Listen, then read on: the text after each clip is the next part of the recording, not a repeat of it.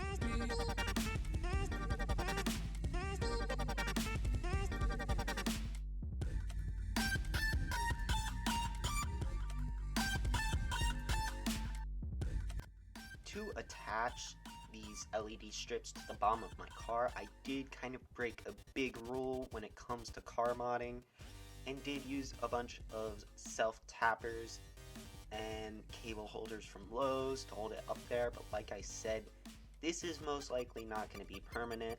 I will gladly fill those holes back in with some welds, and gladly fix all of this when I have a good proper LED kit installed, but for right now, I'm really happy with how this turned out, and I don't think it was too bad of a decision to just use some self-tappers, because they're really easy to remove, and I'm not really worried about having damaged anything, because they're really short, and not really that sharp, but we'll find out, I'm sure.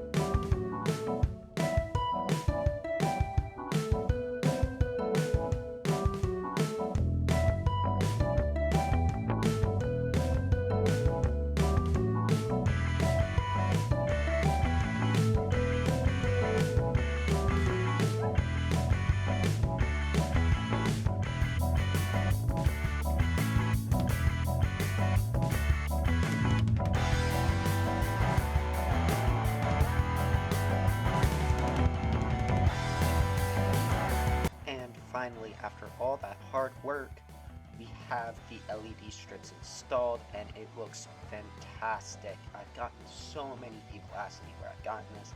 So many people have loved it, and I really like just driving around with it. It's fun, and it's cool, and it really suits the car.